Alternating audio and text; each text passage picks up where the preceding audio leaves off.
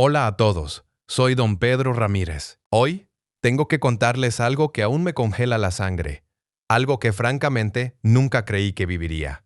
Esta es la historia de cómo mi propio hijo, a quien llamaré Mateo para proteger su identidad, y su esposa Sofía, sí, mi nuera, intentaron declararme en bancarrota. Intentaron despojarme de todo. No solo de mi dinero, no.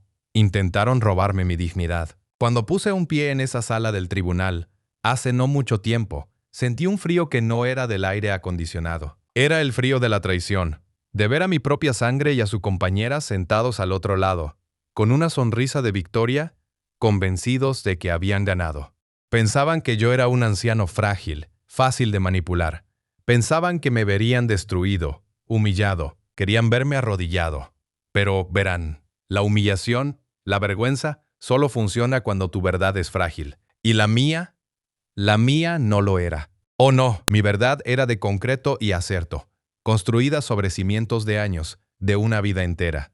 Había guardado silencio durante meses, permitiendo que tejieran su telaraña. Meses de escuchar sus mentiras, sus intrigas, sus pequeños movimientos. Meses de ver cómo mis propios hijos, mi sangre, se transformaban en extraños con malas intenciones. ¿Por qué el silencio?, se preguntarán.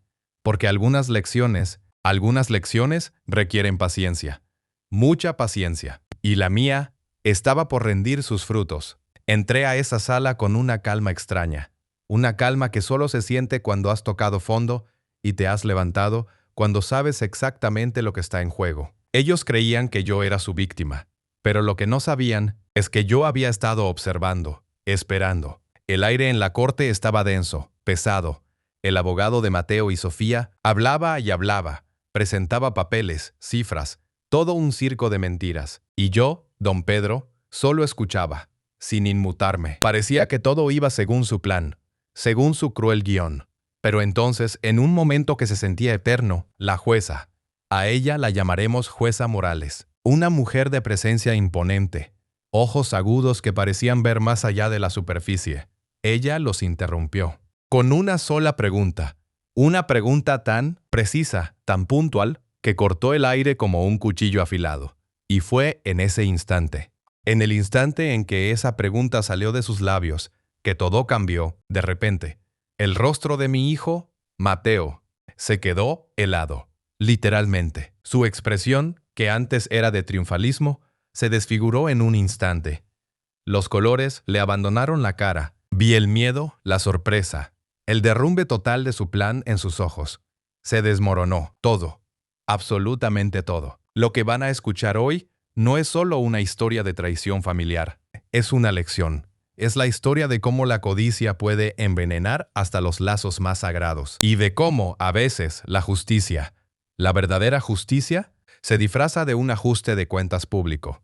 Una que te muestra que la dignidad de un anciano no se doblega tan fácil. Preparaos, porque esto va a ser un viaje que no van a olvidar. Soy don Pedro Ramírez, y esta es mi historia. Soy don Pedro Ramírez, 68 años, ingeniero civil jubilado. Toda una vida dedicada a construir puentes, carreteras, sueños. Nunca en toda mi existencia ni en mis pesadillas más oscuras imaginé que la estructura más frágil que tendría que defender sería mi propia dignidad, y que quienes intentarían derribarla serían mi propio hijo, Mateo, y su esposa Sofía. Nombres ficticios, claro, como ya os dije, para proteger su identidad. Mirad, la confianza es una cosa extraña. Es como un cimiento invisible que construimos a lo largo de los años, con ladrillos de amor, de sacrificio, de historia compartida. Y si hay alguien en quien confías más que en tu propia sombra, si hay alguien por quien pondrías la mano en el fuego sin pensarlo dos veces,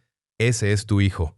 Al menos, eso creía yo. Me crié en una época donde la palabra de un hombre era su palabra, donde el respeto por los padres era algo sagrado, y donde la familia era el puerto seguro. El último refugio, el más fuerte de los bastiones. Mateo era mi único hijo, mi sangre.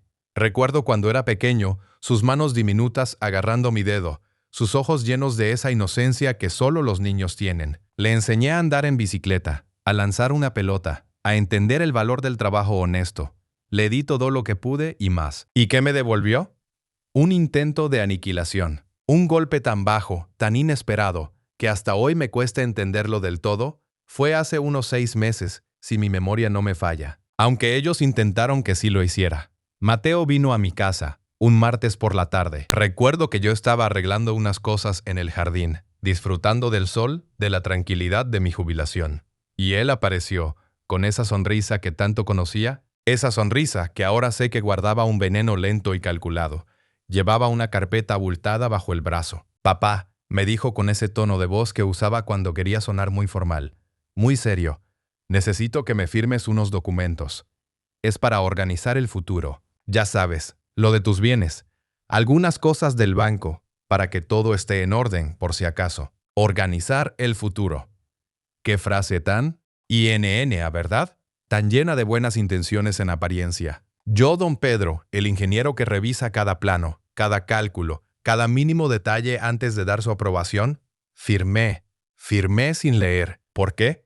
Porque era Mateo, porque era mi hijo. ¿Y quién desconfía de su propio hijo? ¿Quién le pediría a su hijo que le explicara cada cláusula como si fuera un desconocido? Eso sería insultarlo. Sería insinuar que no confías en él.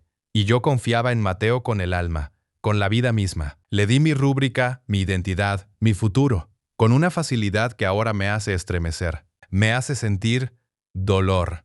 Un dolor agudo de una punzada fría, en lo más profundo del pecho. Un dolor que solo la traición puede infligir. Me dijo que eran trámites sencillos, que no me preocupara, que era para simplificar las cosas y evitar problemas más adelante. Y yo, en mi ciega confianza, le creí. Le firmé lo que me puso delante, quizá un poco por pereza de leer toda la letra pequeña, pero sobre todo por la fe absoluta que tenía en él. Sí, suena a excusa barata, lo sé, pero es la verdad. La pura y cruda verdad, pensé. Es mi hijo. ¿Qué podría hacer que no sea para mi bien? ¿Qué equivocación tan enorme? Una equivocación que casi me cuesta todo. En ese momento no sentí absolutamente nada extraño. Mateo se fue, yo volví a mis macetas y la vida siguió su curso, aparentemente sin sobresaltos. Pero la semilla ya estaba plantada. Unos días después, o quizá una semana, fuimos a cenar a su casa. Una cena familiar, aparentemente normal. Sofía, su esposa, estaba especialmente atenta. Demasiado atenta ahora que lo pienso. Me preguntaba por mis citas médicas, por mis ingresos, por mis gastos, siempre con una sonrisa, siempre con esa voz melosa que, en ese momento, me parecía de preocupación sincera. «Don Pedro», me dijo Sofía con una voz casi de niña buena, «¿no le gustaría que le ayudáramos a organizar sus asuntos? Mateo y yo tenemos más tiempo, y usted debería descansar». Lo dijo como una caricia, pero por dentro sentí una punzada extraña, una pequeña alerta. Algo no encajaba.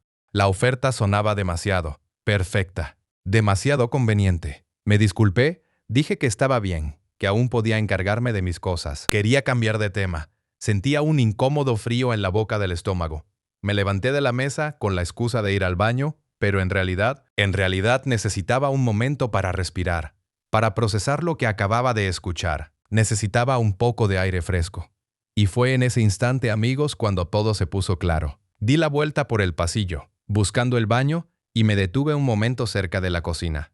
No era mi intención escuchar, lo juro, pero sus voces, las voces de Mateo y Sofía, me llegaron, amortiguadas, pero perfectamente inteligibles.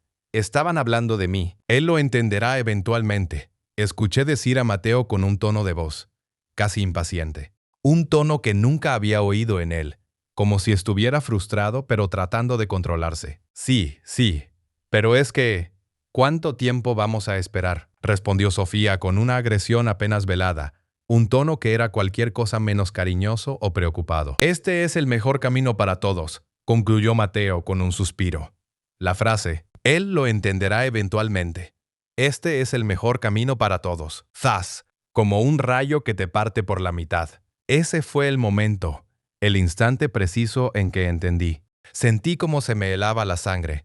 Como un escalofrío me recorría la espalda entera. Las palabras de Mateo ya no sonaban a preocupación filial. Sonaban a estrategia, a plan, a algo que se me estaba ocultando deliberadamente. Eventualmente significaba que no quería que yo entendiera nada ahora.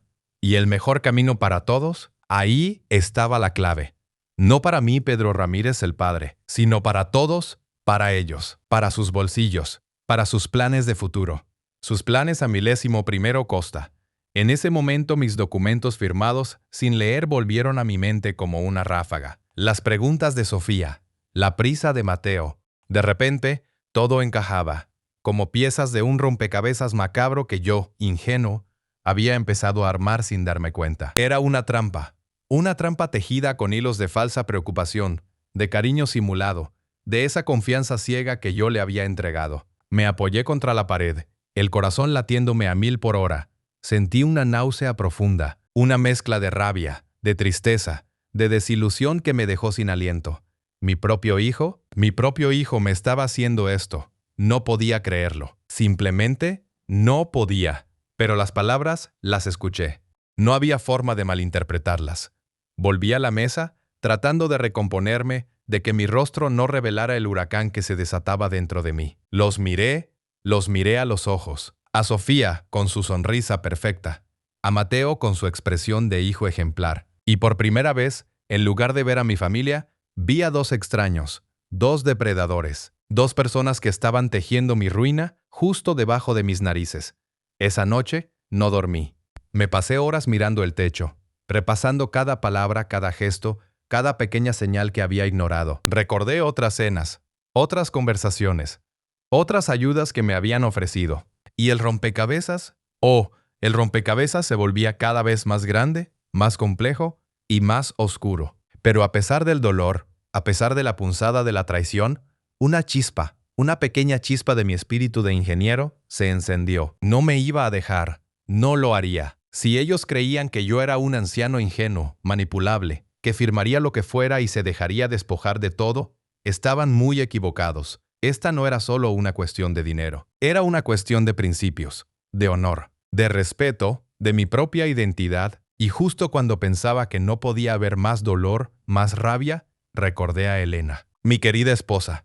Ella siempre tuvo una visión especial, una intuición que a veces me superaba, y ahora, con esta revelación que me desgarraba el alma, su recuerdo volvió a mí con una fuerza arrolladora. Ella ya lo había visto. Ella lo había sabido y me había dejado una advertencia que, en mi dolor y mi ceguera, ignoré. Una advertencia que ahora, 6 meses después, se revelaba como una luz en la oscuridad de esta traición. Pero eso os lo contaré en el próximo capítulo, cuando os hable de las migajas del veneno y la visión de Elena. Ah, Elena, mi Elena. Su nombre es un bálsamo y una punzada al mismo tiempo. Un bálsamo por el recuerdo de su amor incondicional, de su sabiduría, y una punzada, un pellizco cruel, porque ahora veo claro lo que ella ya había visto hace tanto tiempo. Y yo no quise ver. ¡Qué ciego estuve! Sofía no llegó a mi vida ni a la de Mateo como un huracán de maldad súbita. No para nada. Ella era como un veneno de acción lenta, ¿sabes? Un veneno que se infiltraba gota a gota, año tras año, disfrazado de sonrisas, de bromas, de preocupación. Y eso es lo más perverso de todo, que las pequeñas crueldades, las microagresiones, las iba construyendo una tras otra como un artesano teje una trampa, ¿me entiendes? Con paciencia. Con esa paciencia que solo tienen los depredadores que esperan el momento justo para dar el zarpazo final. Y sí, ahora lo entiendo, lo sé. Ella estaba construyendo este momento, el momento de declararme incompetente, el momento de robarme mi dignidad, mis bienes, mi vida, todo. Recuerdo, sí recuerdo, cada bromita sobre mi memoria, cada comentario sutil sobre mis gustos anticuados, cada risita cómplice con Mateo cuando yo me esforzaba por entender un nuevo cacharro tecnológico. Al principio lo atribuía a la diferencia generacional, a su juventud, a mi propia sensibilidad de anciano.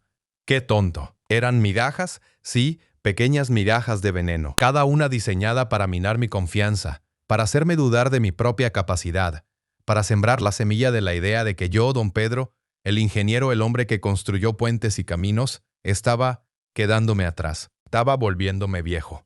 Y lo peor es que durante años me hizo creer que era yo el sensible, el que no captaba el humor. ¡Ay, don Pedro! ¡Qué susceptible está usted hoy!, me decía con una sonrisa que no le llegaba a los ojos. O Mateo, mi propio hijo, me decía, papá, no te lo tomes a pecho, Sofía solo bromea. ¿Broma?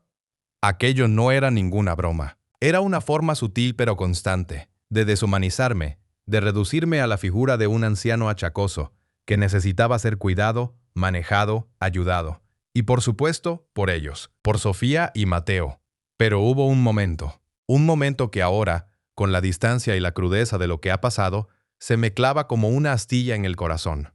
Una Navidad. Hace ya 8 años, mi Elena, mi amor, todavía estaba conmigo, la casa olía a pino y a canela, el ambiente era cálido, y por un momento la imagen de la familia unida parecía perfecta. Estábamos en la mesa, riendo, o al menos, yo creía que estábamos riendo. Sofía, siempre protagonista, empezó a contar una anécdota, supuestamente divertida, sobre algo que yo había olvidado hacer unos días antes. Lo dijo con esa sonrisa de «yo no rompo un plato», pero había una punzada, una burla sutil en su voz.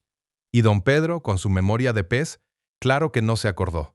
Soltó, y Mateo se rió con ella. Yo intenté reírme también. Intenté hacer como que me parecía gracioso, pero un frío me recorrió la espalda. Era una broma sobre mi memoria, sí, pero no era graciosa. Era hiriente. Era un dardo lanzado con precisión milimétrica. Y entonces, Elena, mi Elena que estaba sentada a mi lado, ella no dijo nada. Ni una sola palabra, pero sentí su mano apretar la mía bajo la mesa. Un apretón fuerte, comprensivo. Un apretón que me decía, lo sé, Pedro, lo estoy viendo.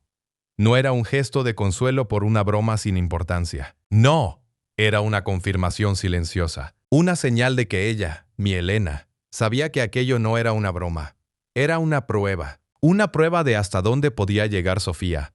Una prueba de mi reacción, una prueba de la dinámica que se estaba instaurando. Y en ese apretón, mi Elena me transmitió un mensaje claro. Esto no es inocente. Hay algo más aquí. Mi querida Elena. Ella siempre vio más allá. Tenía una intuición infalible, una especie de radar para las almas. Veía a través de las máscaras, de los disfraces. Recuerdo que a veces me decía, Pedro, la gente no siempre muestra lo que es. Fíjate en los pequeños detalles. En lo que no dicen tanto como en lo que dicen. Yo, con mi mente lógica de ingeniero, a veces me impacientaba con sus sensaciones. Prefería los hechos, los datos, lo tangible. Y qué equivocado estaba. Ahora lo veo. Mi Elena veía la ambición. Veía la frialdad. Veía lo que ella llamaba los apetitos disfrazados de modales. Qué frase tan genial, tan precisa, tan Elena. Los apetitos, la codicia, el deseo de tener, de poseer. Y los modales, la cortesía superficial, la sonrisa impostada, el falso interés, todo un disfraz para ocultar la verdadera intención. Ella veía en Sofía esa dualidad, la veía escudriñando, evaluando, calculando, desde el primer día. Y ella, mi protectora, mi sabia, intentó protegerme a su manera. Intentó, sí, pero yo no escuché. El dolor de su partida, el vacío que dejó, fue tan grande que me envolvió por completo. Y en ese torbellino de pena, la mente se nubla, ¿verdad? Uno solo quiere aferrarse al recuerdo, a la nostalgia, al último aliento de amor que queda. Y es justo ahí, en ese momento de vulnerabilidad extrema, cuando uno es más susceptible, cuando uno está más expuesto a los depredadores, a los que ella, mi Elena, ya había identificado antes de su muerte en uno de esos momentos de lucidez que solo tienen las personas que saben que el final se acerca. Elena me dio una advertencia. Un consejo. Era críptico, sí. Muy Elena. No me dijo directamente, ten cuidado con Sofía porque te quiere robar. No, ella nunca habría sido tan directa, tan burda. Pero me dijo algo que ahora resuena en mi cabeza con la fuerza de un trueno. Recuerdo que estábamos sentados en el jardín, su lugar favorito. El sol de la tarde le daba un brillo especial a su cabello, y sus ojos azules miraban hacia el horizonte, como si vieran el futuro. Ella tomó mi mano, débil ya pero sujeta con firmeza, y me dijo con una voz suave pero cargada de una intención que ahora entiendo. Pedro, eres un hombre bueno, demasiado bueno, a veces. Recuerda que no todo lo que brilla es oro, y no todos los que te sonríen lo hacen con el corazón. A veces, la gente tiene otras motivaciones, y cuando la oscuridad intente robar tu luz, busca la luz que yo te dejé. No la ignores. Está ahí esperando que la encuentres. En ese momento, yo solo pensé en su enfermedad. en su metáfora sobre la luz y la oscuridad. Interpreté sus palabras como un mensaje espiritual, una forma de decirme que siguiera adelante, que encontrara la felicidad después de ella. Me aferré a la promesa de su luz como una metáfora de su amor eterno. Y lo era, pero era mucho más. Era una advertencia práctica, terrenal, sobre los peligros que me acechaban, sobre lo que ella ya había sentido, que vendría. Y yo, en mi dolor, la ignoré. La pasé por alto. Mi mente ocupada en el duelo no pudo descifrar la clave de su mensaje. No pude ver la advertencia práctica escondida entre el velo de su poética despedida. ¡Qué equivocación! Si hubiera prestado más atención a los detalles, si no hubiera permitido que mi dolor me cegara, quizás todo habría sido diferente. Quizás no habría firmado esos papeles que Mateo me puso delante. Quizás no me habría dejado envolver en la telaraña de Sofía. Pero el quizás no existe. Y ahora, después de todos estos meses de manipulación, de engaño, la advertencia de Elena, su visión, su clarividencia, ha vuelto a mí con una fuerza arrolladora. Esa luz que ella me dejó, ¿dónde estaba? ¿Qué era? ¿Cómo podía encontrarla ahora, cuando la oscuridad de la traición ya me había engullido casi por completo? La respuesta, sorprendentemente, no estaba en un mensaje celestial. No, estaba en algo mucho más concreto, más tangible. Algo que mi Elena, con su ingenio y su amor infinito, había escondido para mí. Una pequeña pieza crucial, que activaría mi propia defensa. Una pieza que me llevaría a entender que no estaba solo en esta lucha. Que Elena, incluso después de partir, seguía cuidándome. Pero eso es una historia para el siguiente capítulo. El capítulo de La semilla de la defensa. Ah, sí, la advertencia de Elena. Esa luz que ella me dejó. ¿Dónde estaba? ¿Qué era? ¿Cómo podía encontrarla ahora cuando la oscuridad de la traición ya me había engullido casi por completo? Estaba desesperado. Mi mente, mis pensamientos, eran como un torbellino, un nudo apretado de rabia, tristeza y una frustración que me corroía por dentro. Pero, a veces, la luz aparece en los lugares más inesperados. Y para mí, la respuesta no estaba en un mensaje celestial. No, estaba en algo mucho más concreto, más tangible. Algo que mi Elena, con su ingenio, su previsión y, sobre todo, su amor infinito, había escondido para mí. Una pequeña pieza crucial que activaría mi propia defensa. Una pieza que me llevaría a entender que no estaba solo en esta lucha, que Elena, incluso después de partir, seguía cuidándome. ¿Y cómo? Después de la cena con Sofía y Mateo, aquella noche en la que escuché susurros, sus planes, la trampa se había vuelto clara. No había forma de volver atrás. Me sentía engañado, humillado y lo peor de todo, solo. Me encerré en mi estudio, ese santuario de libros y recuerdos de Elena. Buscaba consuelo en sus cosas, en su olor, en la sensación de que, de alguna manera, aún estaba conmigo. Fue entonces, en un arrebato de melancolía, mientras repasaba sus libros favoritos, que ocurrió. Cogí 100 años de soledad, un ejemplar ya desgastado, con las páginas amarillentas y el lomo arrugado por tantas lecturas. Lo abrí al azar, buscando quizá una nota, un garabato suyo, algo que me recordara su presencia. Y ahí estaba, no en las páginas, sino entre ellas como un marcapáginas olvidado. Era una tarjeta de presentación, una tarjeta sencilla, elegante, que había pasado desapercibida durante años, probablemente desde que Elena la guardó allí. Mis dedos la rozaron con una mezcla de curiosidad y un pálpito extraño en el pecho.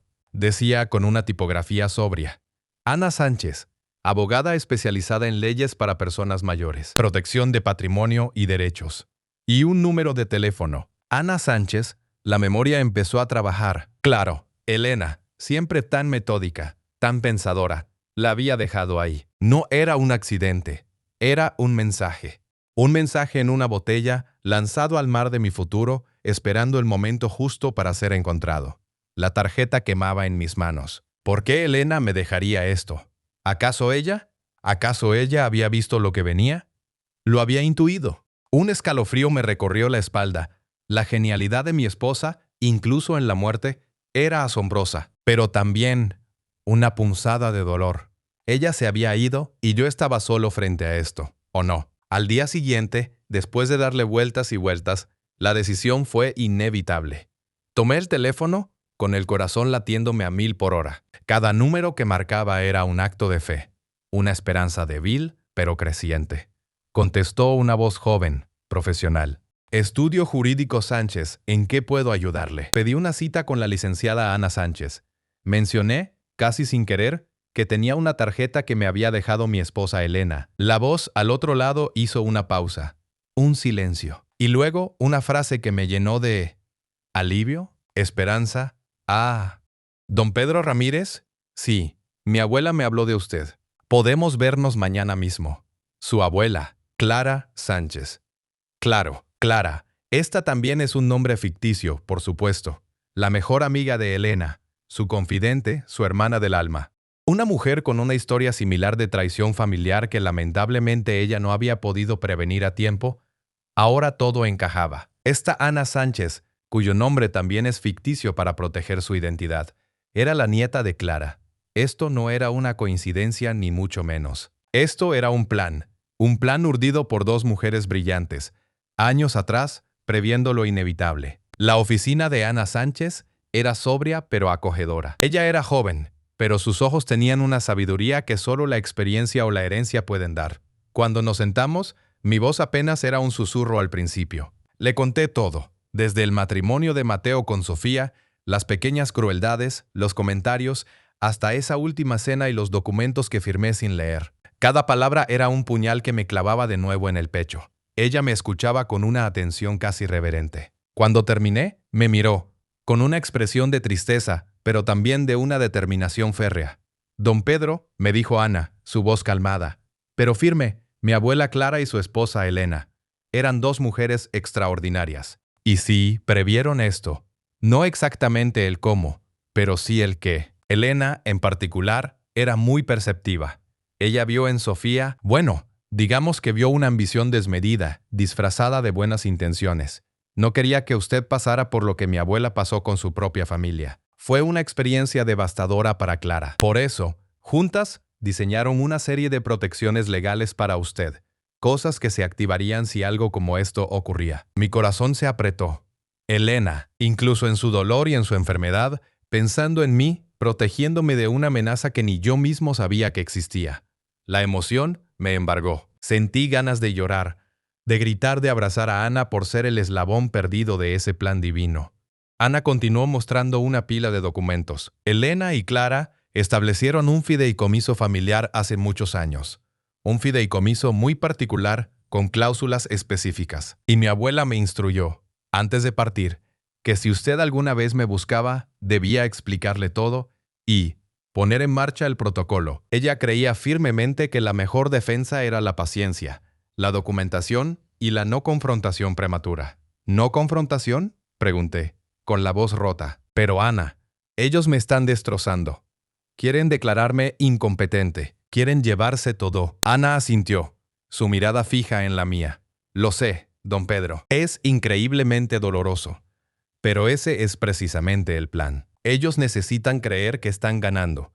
Necesitan sentirse seguros en su victoria, para que su arrogancia los lleve a cometer más errores. La clave aquí es que usted por el momento interrete el papel. ¿El papel? El papel del anciano confundido. Uf, la idea me revolvió el estómago. ¿Cómo podía yo, don Pedro Ramírez, un hombre que había construido puentes y edificios, que había levantado familias, ahora pretender ser un viejecito senil y despistado? Era una humillación que dolía. Pero la mirada de Ana era implacable. Necesitamos documentar cada uno de sus movimientos, don Pedro. Cada manipulación, cada mentira, cada intento de control. Ellos no saben que usted está alerta. Siguen pensando que son inteligentes, que tienen el control. Deje que lo piensen. Deje que sigan tejiendo su propia trampa. Entonces, Ana me dio las instrucciones más detalladas que se puedan imaginar. Era como una operación secreta. Tenía que registrar las fechas exactas de sus visitas. Y lo más importante, si venían con algún documento que firmar, con algún problema financiero o simplemente a ver cómo estaba. Ella sospechaba que las visitas genuinas serían casi nulas, guardar todos los papeles que me presentaran, incluso si los firmaba. Ahí estaba el truco. Firmar lo que me dieran, pero siempre tener una copia, por pequeña que fuera la factura. Tenía que fingir que los extraviaba y luego encontrarlos para dárselos a Ana, prestar atención a sus conversaciones y, si era posible, de alguna manera, grabarlas. Esto me parecía casi imposible, Pero Ana me explicó que hoy en día, incluso una aplicación en el teléfono podía ser una herramienta poderosa, no para usarlas directamente en el tribunal. A veces las grabaciones sin consentimiento tienen problemas legales, sino para guiar nuestra investigación y corroborar intenciones. Documentar la falta de cuidado. ¿Cuántas veces Sofía o Mateo me preguntaban cómo estaba de salud, si necesitaba algo de la farmacia, si había comido? La ausencia de preocupación genuina también era evidencia. Y lo más difícil de todo, sonreír, asentir, parecer agradecido por su ayuda. Era una estrategia agresiva, silenciosa, diseñada para que mis propios hijos cayeran en su propia red de mentiras. Y cada día, cada hora que pasaba, mientras yo interpretaba el papel del anciano confundido, con mi mirada a veces perdida, con mis preguntas inocentes sobre cosas que ya sabía, cada segundo dolía el alma. Ver a Mateo y Sofía regodearse en su aparente victoria. Ver cómo su arrogancia crecía, cómo se volvían más descarados con sus manipulaciones. Era una tortura. Pero en cada humillación, en cada momento en que ellos pensaban que habían ganado, yo me repetía, esto es por Elena, esto es por la justicia, esto es por mí. Y cada documento que guardaba, cada nota que escribía, cada detalle que recordaba para Ana era una semilla más que plantábamos, para mi defensa. Una semilla de la cual sabía crecería un árbol fuerte, con raíces tan profundas que nadie podría arrancarlo.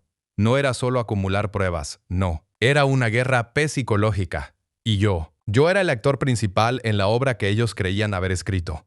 Pero lo que no sabían, lo que no podían saber, es que el verdadero guión lo había escrito Elena, hace años. Y yo, su humilde mensajero, estaba a punto de desatar la verdad en el lugar menos esperado.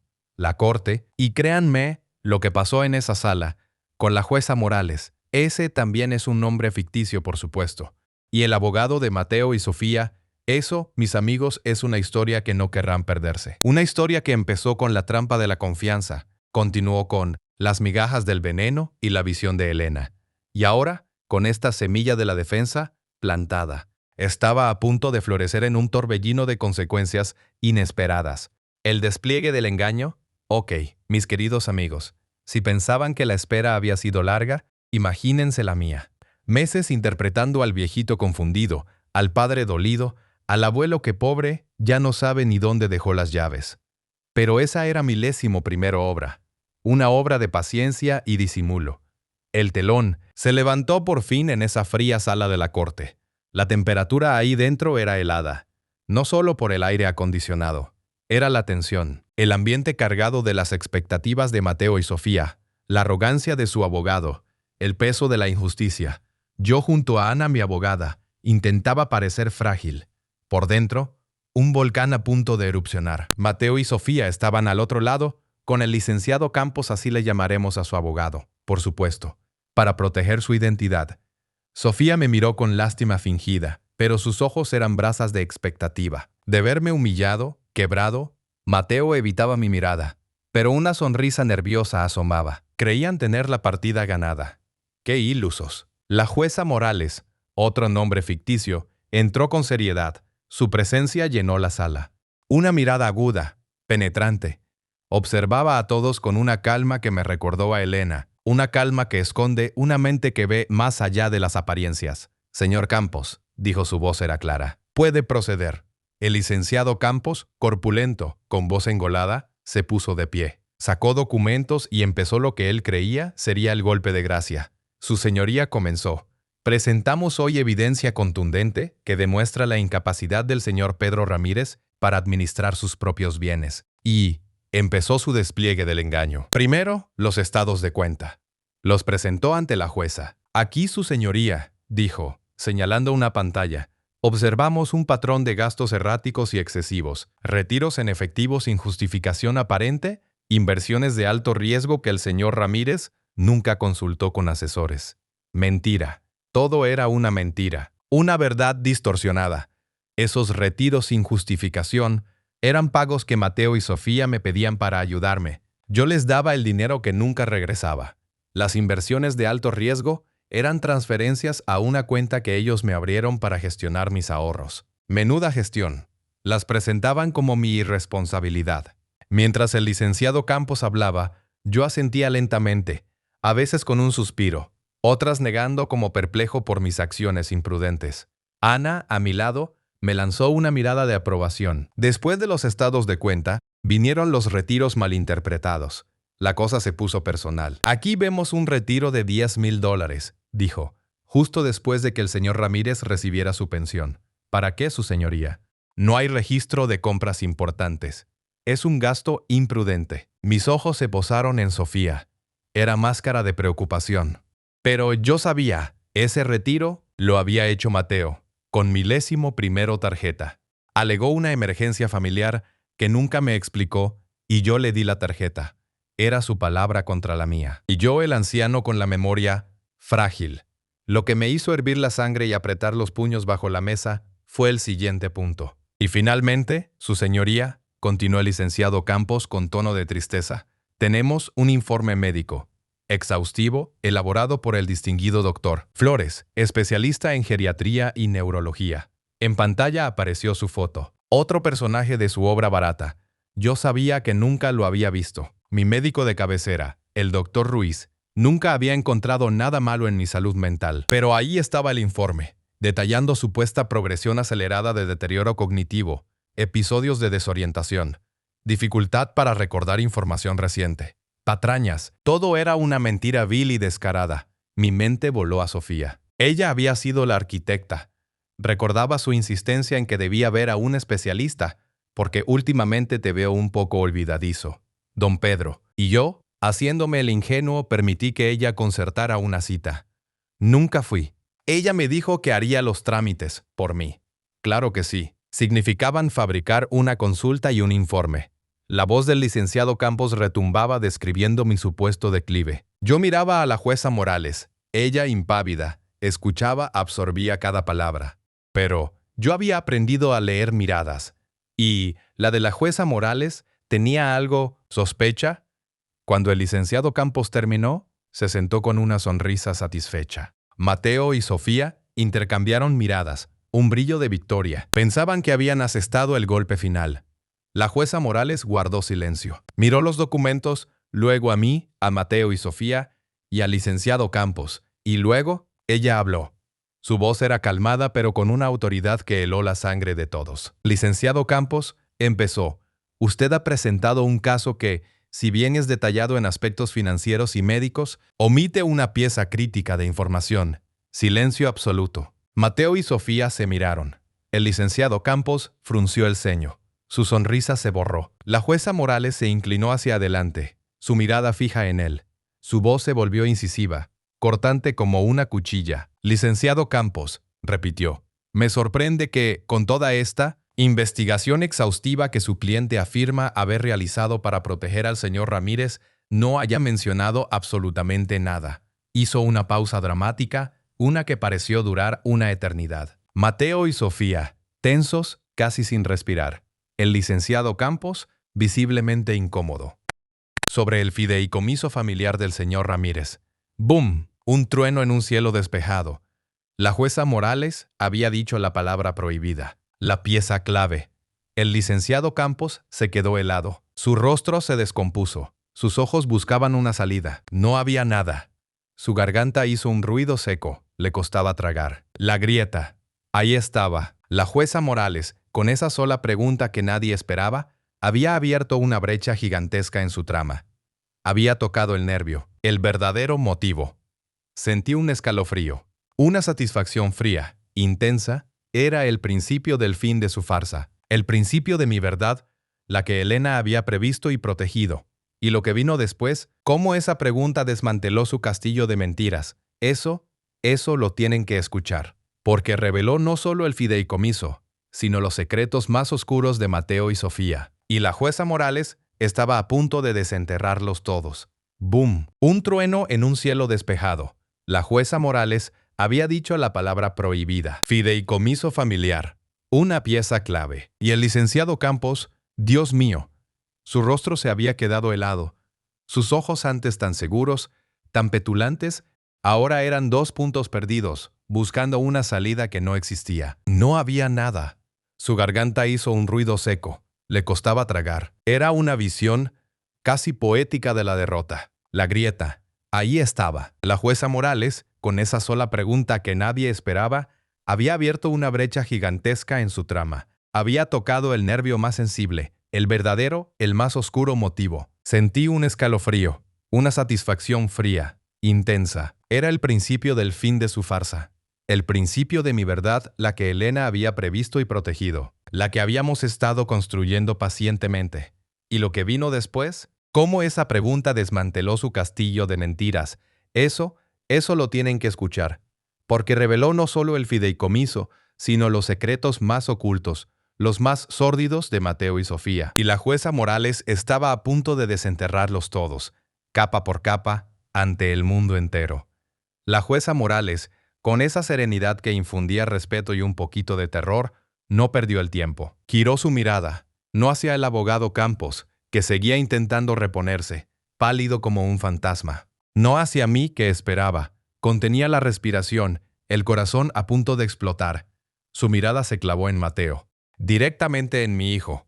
La tensión en la sala era tan espesa que casi se podía cortar con un cuchillo. Podía sentir las miradas de todos clavadas en él, esperando. La voz de la jueza era baja, pero con una claridad que resonaba en cada rincón del tribunal. Una voz que prometía una verdad ineludible. «Señor Mateo Ramírez», dijo con una pausa que se sintió eterna, «¿podría decirme, por favor, cuántas veces ha visitado a su padre, sin una agenda económica o un interés material claro, en los últimos 5 años?» ¡Bum! Otro golpe.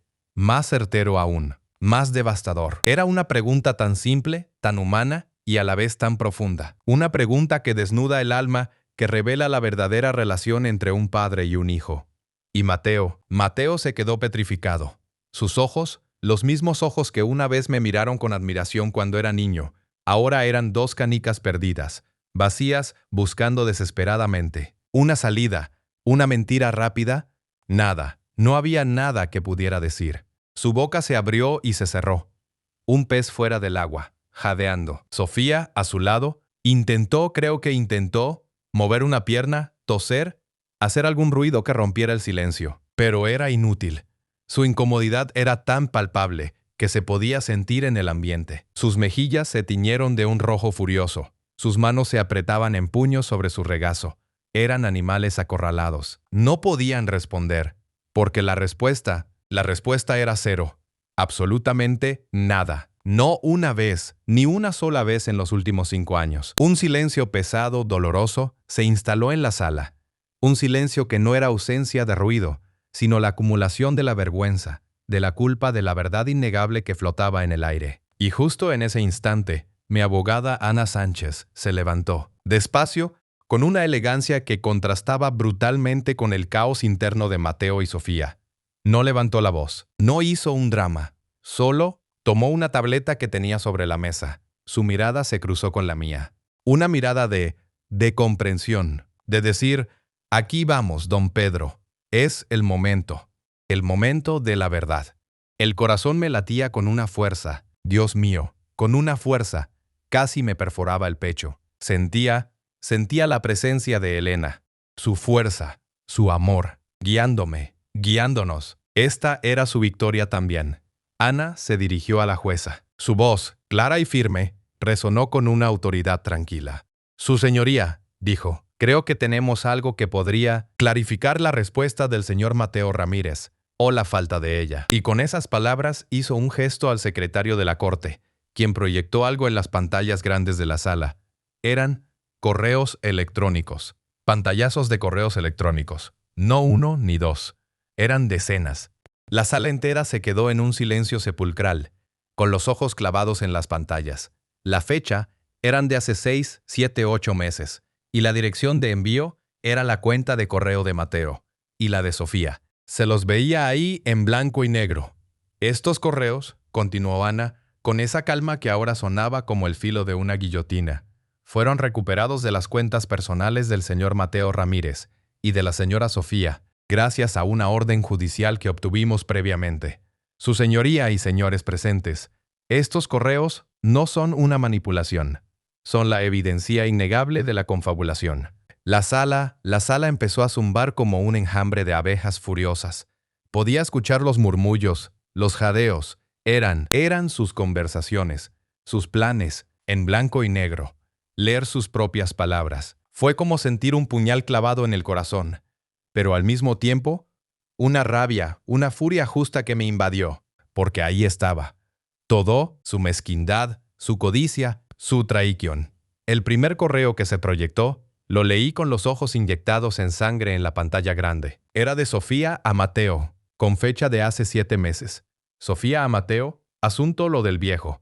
Ya firmó el viejo los papeles de los activos, mi amor. Necesitamos que no pueda mover nada. La abogada de adultos mayores de su amiga Clara podría alertarlo. El doctor Flores ya está listo para el informe de deterioro cognitivo. Hay que cerrar esto antes de que cambie el fideicomiso. Recuerda, es todo o nada. El fideicomiso. Ahí estaba de nuevo. No solo la jueza lo había sacado a la luz, era el centro de todo su plan macabro. Mateo, al ver aquello, palideció más de lo que ya estaba. Intentó susurrarle algo a Sofía, pero ella estaba tan fija en la pantalla, con los ojos desorbitados, que no le prestaba atención. Y luego vino otro correo de Mateo a Sofía unos días después. Mateo a Sofía, asunto re, lo del viejo. Sí, mi vida, ya firmó. Dijo que era para organizar el futuro. Qué ingenuo. El doctor Flores dice que su informe será contundente. Una vez que tengamos la tutela y el poder notarial, liquidamos las propiedades y nos quedamos con su parte del fondo de inversión. Total, ¿para qué quiere tanto dinero un anciano que ya no sabe ni dónde está parado? Y así, el fideicomiso quedará tal cual sin sorpresas. ¿Para qué quiere tanto dinero un anciano? Me querían muerto. O al menos viviendo de mendigo, dependiendo de sus migajas. Mi propia carne, mi propia sangre. La traición era absoluta. Los correos seguían y seguían. Eran una cronología del horror. Desde cómo iban a manipular mis citas médicas para que el doctor Flores, ese médico desalmado, pudiera escribir un informe falso y contundente sobre mi supuesto deterioro mental, hasta cómo pensaban convencerme de que vendiera mis propiedades a precios ridículos a sus propios amigos, o cómo iban a invertir mi dinero en sus propios negocios, fallidos, disfrazando el robo como gestión. Era una confabulación en toda regla. La liquidación de mis bienes, la forma en que pensaban despojarme de todo, hasta de mi dignidad. Y la frase que se repetía una y otra vez, como un eco macabro, antes de que cambie el fideicomiso. Era su obsesión. La jueza Morales los miraba. Su rostro era una máscara, de ira, de repulsión, de justicia fría y dura. La sala explotó. Ya no eran zumbidos, eran exclamaciones, murmullos de indignación que se convertían en gritos ahogados. Podía escuchar a la gente, incluso a la seguridad del tribunal, reaccionar con impotencia. ¡Qué descaro! ¡Qué crueldad! Pobre hombre, su propio hijo. El abogado Campos estaba lívido. Miraba a Mateo y Sofía con una mezcla de sorpresa y furia. Sabía que no había forma de salir de eso. Su defensa se había pulverizado. Se había hecho pedazos frente a los ojos de todos. Era el más patético de los espectáculos. El castillo de mentiras que habían construido con tanto celo se desmoronaba ante la vista de todos. Mateo balbuceó algo. Se levantó a medias de su silla, con la cara congestionada. No, no es cierto. Esos correos están manipulados. Mi cuenta fue hackeada. Es una conspiración. Sofía, con la cara roja de vergüenza y rabia, se puso de pie señalando a Ana. Mentira. Es un montaje. Mi suegro está senil y la abogada le está lavando el cerebro para robarle. Ella es la manipuladora, no nosotros. Sus voces desesperadas sonaban huecas, carentes de toda convicción. No había escape. La evidencia era demasiado sólida, demasiado explícita, demasiado cruda. Sus propias palabras, sus propios planes, los condenaban sin piedad. No eran solo las palabras, era el tono, la frialdad, el cálculo, la abrumadora cantidad de detalles. La jueza Morales, con un golpe de mazo que resonó como un disparo final, tronó: orden en la sala, orden o desalojo. Y la miró, a Sofía, a Mateo, con una mirada que no prometía nada bueno. Al contrario, una mirada de una decisión tomada. Sentí un escalofrío que me recorrió la espalda. No era miedo, era una especie de liberación, de peso quitado de encima. Meses de jugar al anciano confundido, de soportar sus miradas de superioridad, sus risitas a mis espaldas. Todo había valido la pena. Elena, mi querida Elena, lo había visto todo, lo había anticipado, y me había dejado las herramientas. Estaba ahí, viéndonos, cuidándonos. Esto era su victoria también. Mi justicia era su amor. Pero lo que vino después, lo que Ana sacó a la luz tras esa demoledora evidencia, eso fue aún más allá. Fue la voz de Elena, desde la tumba. Y fue la prueba irrefutable de que incluso en la muerte, su amor me había protegido con una astucia y una previsión que me dejarían sin aliento. Prepárense, porque la historia de Elena, de Clara y de la verdadera magnitud de este engaño apenas estaba comenzando a revelarse. Y lo que reveló cambiaría sus vidas para siempre. Y entonces, la jueza Morales, con esa mirada que no dejaba lugar a dudas, hizo una seña a uno de los secretarios. El estrado, el lugar donde antes se proyectaban sus mentiras, ahora se preparaba para otra cosa. Un proyector, antes oculto, se encendió y una pantalla descendió lentamente, con un zumbido apenas perceptible. El aire en la sala se volvió denso. Podía sentir la expectación, la curiosidad de todos, mezclada con el nerviosismo de Mateo y Sofía. Ellos no entendían. No tenían ni la menor idea de lo que estaba a punto de suceder. Pero yo sí. Mi corazón latía con una mezcla extraña de angustia y una paz que me invadía hasta los huesos. Sabía lo que venía. Estaba preparado. Y no era una preparación que yo mismo hubiera ideado. No, era la previsión, la sabiduría de alguien que me amó más allá de la vida misma. La imagen apareció en la pantalla, y un murmullo recorrió la sala. Un murmullo que se ahogó en un silencio absoluto al instante siguiente. Era Elena, mi querida Elena. La pantalla la mostró tal como la recordaba de hacía 15 años. Joven, sí, pero con esa sabiduría en los ojos que siempre la caracterizó. Vestía una blusa de seda color crema, con su cabello oscuro recogido elegantemente. Su sonrisa, Dios, esa sonrisa. La misma que me conquistó, la misma que me dio la fuerza para levantarme cada día. Estaba sentada en lo que reconocí como nuestro estudio, con los mismos libros que ella tanto amaba detrás.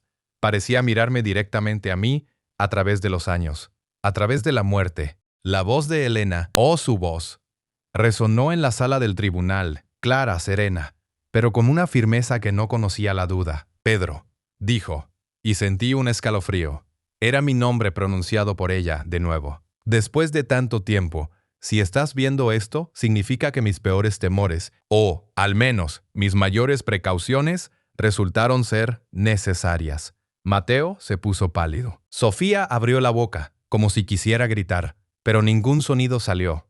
Estaban petrificados. La voz de Elena continuó, ahora dirigiéndose no solo a mí, sino, parecía, a la sala entera.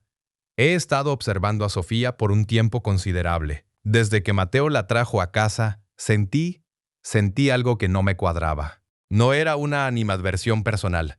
Pedro, tú me conoces. Era una intuición. Una profunda, incómoda intuición. Veía sus apetitos disfrazados de modales, como decía mi abuela Clara. Esas pequeñas crueldades, las bromas hirientes disfrazadas de inocencia, los comentarios velados sobre tu edad, tu memoria, las recuerdo muy bien. Tú, mi amor, eres un hombre noble, de buen corazón. Y a veces eres demasiado confiado. Mis ojos se llenaron de lágrimas. Ella lo había visto todo. Todo. Hasta la Navidad de hace 8 años. El comentario hiriente, el que yo recordé en el capítulo 2, ella lo había notado, lo había guardado. Era la prueba. Mi Elena había sido mi protectora, mi escudo, mi visión. Así que discretamente, prosiguió la voz de Elena con un tono casi de confesión, pero lleno de determinación. Empecé a investigar. No abiertamente, claro está. No quería sembrar discordia innecesaria, pero hablé con amigos, consulté a Clara y busqué asesoramiento legal. Quería asegurarme de que, si alguna vez las cosas tomaban un giro inesperado, si nuestra fortuna, nuestro legado o incluso tú estuvieran en peligro, habría una red de seguridad. Y así fue como, hace más de 10 años, establecimos algunas protecciones. En ese momento, Ana, mi abogada, se levantó con una elegancia silenciosa. Extendió un brazo hacia la pantalla como si señalara a Elena misma. Su señoría, dijo Ana, su voz resonando con una autoridad que no había mostrado antes. Lo que la señora Elena Ramírez, estableció fue una cláusula de no impugnación dentro del fideicomiso. Una disposición legalmente vinculante, redactada y firmada por ella y ratificada por mi abuelo, el notario, que estipula que cualquier beneficiario que intente impugnar o desafiar los términos de dicho fideicomiso perderá automáticamente todos sus derechos a la herencia. Un escalofrío recorrió la sala. La cara de Mateo se desfiguró. Si la bomba de los correos electrónicos ya los había hecho estallar, esta era la anulación, la pérdida total. Era el fin, porque su única vía para acceder a mi dinero era declararme incapacitado y tomar el control del fideicomiso, lo que constituía a todas luces una impugnación. La voz de Elena continuó, casi como un eco de las palabras de Ana. Sabía que esta cláusula era un arma de doble filo, Pedro, que podría parecer dura, pero también sabía que era la única manera de protegerte a ti, a nuestro futuro, de aquellos que pudieran ver nuestro patrimonio, no como un legado de amor y trabajo, sino como un mero objeto de codicia. Es una forma de decir, si vienes por esto con malas intenciones, no te llevarás nada. Las palabras de Elena terminaron. La pantalla se oscureció. El silencio en la sala era ensordecedor, roto solo por la respiración agitada de Sofía. Estaba temblando. Pero la jueza Morales, inmutable, asintió levemente y miró hacia la puerta lateral del estrado. ¿La señora Clara Sánchez está presente para testificar?, preguntó. Y por esa puerta entró una mujer anciana, de paso lento pero digno. Era Clara, la abuela de Ana, una mujer de ojos vivaces y cabellos plateados, que caminaba con la sabiduría de una vida bien vivida, y las cicatrices de las batallas libradas. Clara tomó asiento en el estrado de los testigos. Su voz era dulce, pero firme, con la resonancia de la experiencia. «Sí, su señoría, estoy aquí», dijo Clara, y luego miró directamente a la jueza y luego a mí con una mirada llena de comprensión. «Señora Sánchez», comenzó Ana, «usted fue amiga cercana de la difunta Elena Ramírez, ¿es así?» «Fuimos más que amigas», corrigió Clara con una pequeña sonrisa nostálgica. «Fuimos hermanas de alma». «¿Y cómplices? ¿Cómplices en qué sentido?», preguntó Ana, aunque sabía la respuesta. Era para que todos en la sala lo oyeran. «Cómplices en el sentido de protegernos mutuamente de la crueldad y la traición», dijo Clara, y su voz se endureció levemente. Su mirada se desvió hacia Mateo y Sofía con una frialdad que helaba la sangre. «Hace muchos años, yo misma fui víctima de una situación similar. Mi propio hijo, impulsado por su esposa, intentó aprovecharse de mi edad, de mi aparente vulnerabilidad. Quiso despojarme de lo que tanto me costó construir. Fue una experiencia desgarradora, una herida que nunca cierra del todo». Mateo y Sofía se encogieron en sus asientos. La historia de Clara era un espejo macabro de lo que ellos intentaban. «Fue Elena, mi querida Elena, quien me ayudó a superar aquello», continuó Clara, su voz ahora cargada de emoción. «Ella me escuchó, me creyó, y cuando ella vio las mismas señales en Sofía, las mismas actitudes depredadoras que yo había experimentado, vino a mí. Compartimos nuestra sabiduría. Analizamos cada paso. Ella no quería que don Pedro pasara por el mismo infierno. Así que, con mi experiencia y el intelecto legal de mi nieta, Ana, planeamos estas protecciones. Las diseñamos para que fueran impenetrables, para que en el momento preciso revelaran la verdad y protegieran su legado, para que el amor de Elena venciera incluso desde el más allá». La sala estaba en un silencio sepulcral. Dos mujeres, con la experiencia y la intuición como sus armas, habían construido un laberinto legal para proteger a un ser querido de la avaricia de su propia familia. Era una historia que trascendía el simple caso judicial. Era una declaración de amor incondicional. Finalmente, fue mi turno de hablar. Me acerqué al estrado, mis piernas un poco temblorosas, pero mi voz era clara, su señoría. Comencé mirando a la jueza, pero sintiendo la mirada de todos sobre mí. Todo lo que mis abogadas han presentado, todo lo que Elena y Clara han revelado, es la verdad, la dolorosa verdad. Yo confié ciegamente en mi propio hijo, y ellos se aprovecharon de esa confianza. Pero hay un último detalle, un último clavo en el ataúd de sus mentiras. Mateo y Sofía se miraron, sus ojos llenos de terror. Sabían que algo más venía, lo sentían. Mientras yo jugaba el papel del anciano confundido, continué mi voz ahora con un matiz de ira controlada. Recuerden que mi abogada me instruyó a documentar, a registrar, a observar. Y ellos Ellos creyeron que yo era incapaz, que mi mente ya no funcionaba bien. Un día Mateo, mi hijo, cometió un error craso. Hice una pausa dramática mirando a Mateo, que ahora tenía la boca abierta, los ojos desorbitados. Sofía, a su lado, estaba lívida. Por error, dije acentuando cada palabra. Mateo envió un correo electrónico.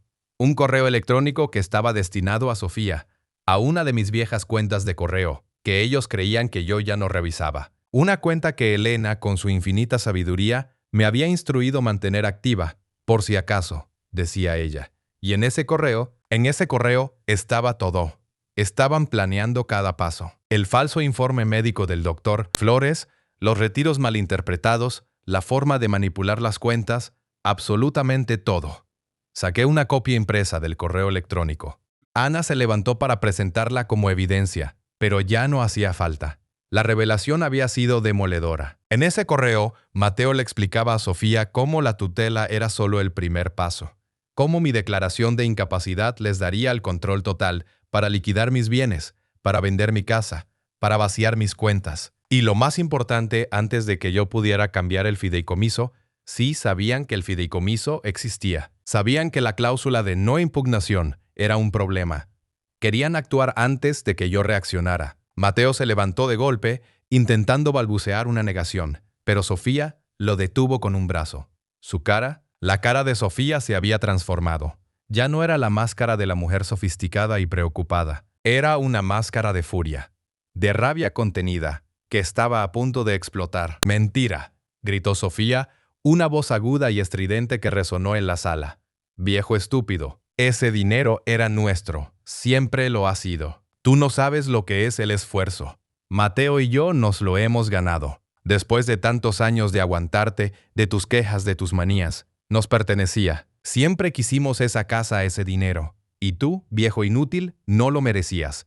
El grito de Sofía fue una confesión pública, una admisión de pura, descarada codicia. Mateo intentó callarla, pero ya era tarde. Las palabras habían salido.